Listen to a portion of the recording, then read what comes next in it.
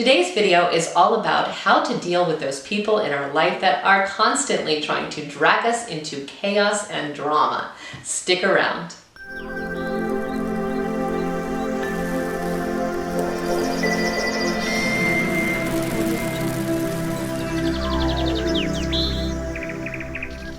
Welcome back. My name's Nina and I'm a life coach that specializes in personal development. Here at this channel, we talk all about our emotional well-being, understanding our own psychology, and leading our best life possible. So if you aren't already a subscriber, please go ahead and become one. We definitely want you to stay connected.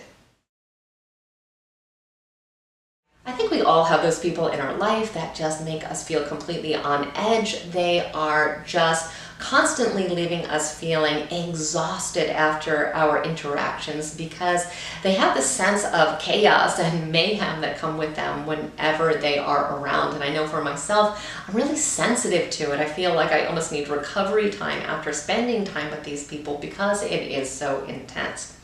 A lot of times, however, we don't realize how much we actually are contributing to the negative aspects of these interactions. And there are actually a lot of things that we can do to help make them a lot less filled with drama and a lot more positive. So that is exactly what we're going to talk about today.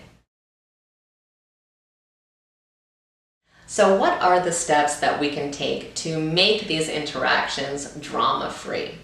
The first thing that we need to do, as sad as it may seem, is to actually brace ourselves for the interaction. We need to prepare ourselves mentally. We need to make sure that we are not going to allow this person to get underneath our skin. So it's almost like we want to create this invisible bubble of positivity around ourselves. So we're going to, again, give ourselves this pep talk. We're going to tell ourselves that we'll be able to handle this interaction and then just move right on with our day. The second technique that we can use is to try to avoid having the interaction altogether.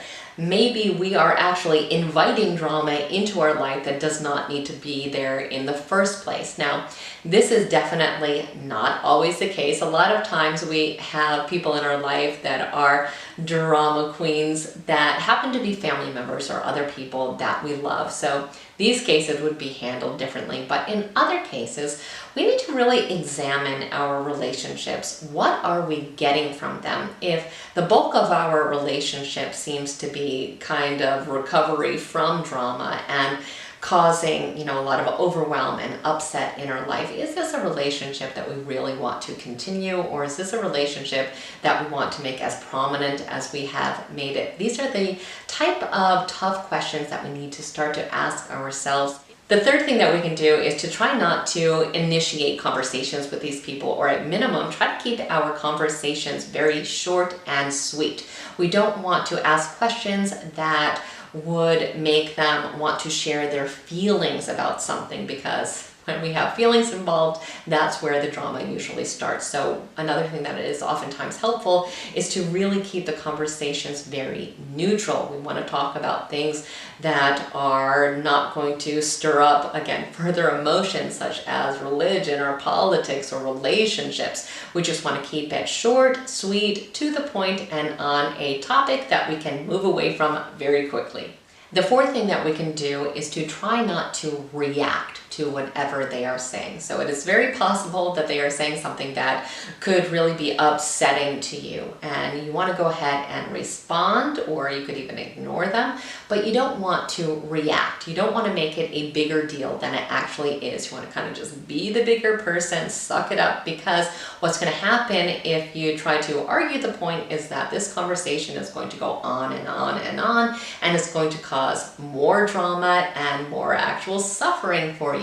So again, you want to try to, as much as possible, just keep it to responding instead of having some big reaction. And on the same token, you want to try to steer away from offering your own opinion, because your opinion could also get a negative reaction.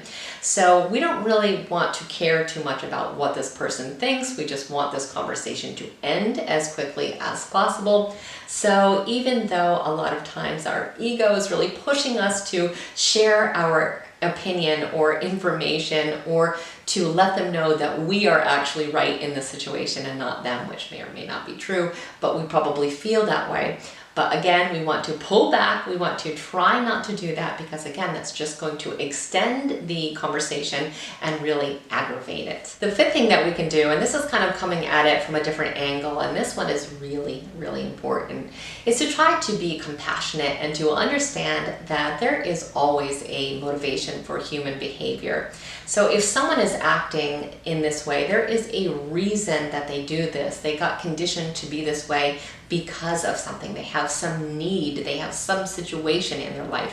Whatever it is, there is some motivation for their behavior, and it's probably something that we have no knowledge of, that we have no awareness of.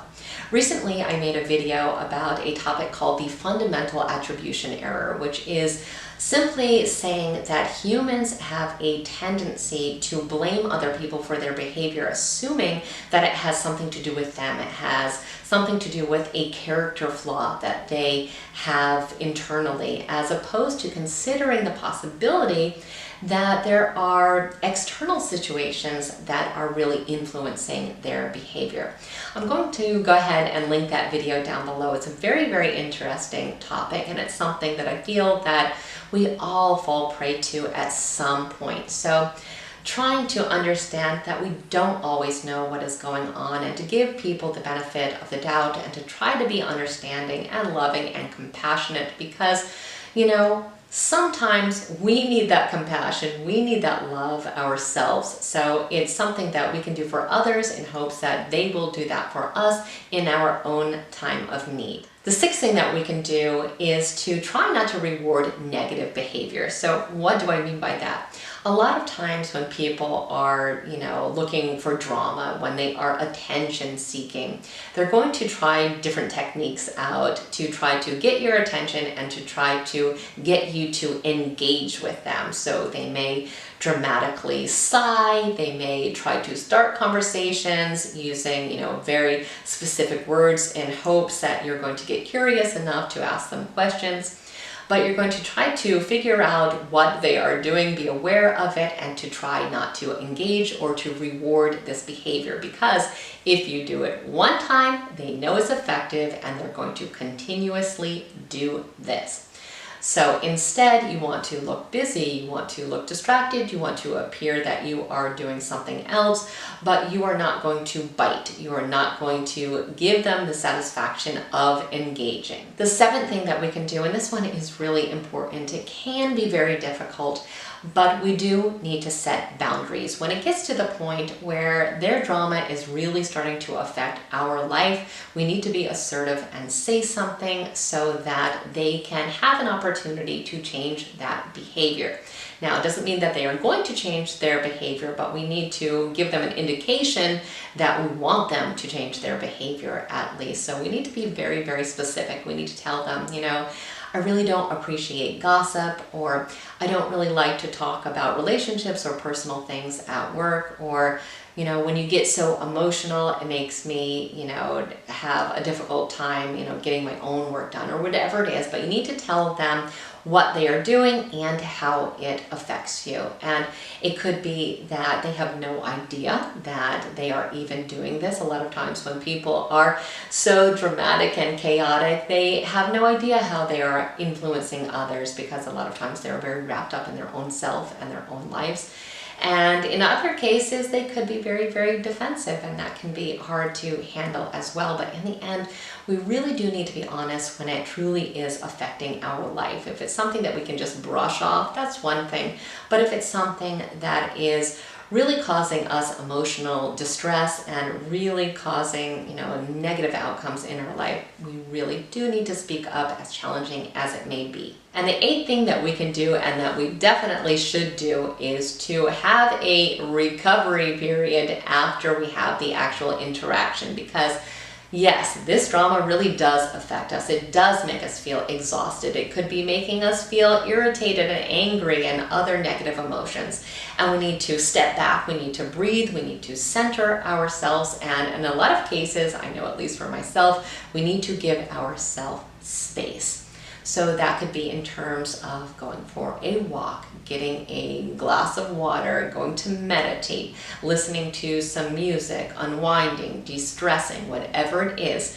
But we don't want their negativity to extend into any other aspect of our life. We don't want to take their drama and add drama to our own life. So we need to find effective strategies for letting that go. So these are 8 different strategies that we can use to try to reduce the amount of drama that takes place in these different interactions. And we have to remember that we do always have a choice. We may not have a choice whether or not we're going to interact with these people. We may have times in our life that we have to interact with these people, and that's fine because we can always choose how we are going to respond, what our reaction or lack of reaction is going to be.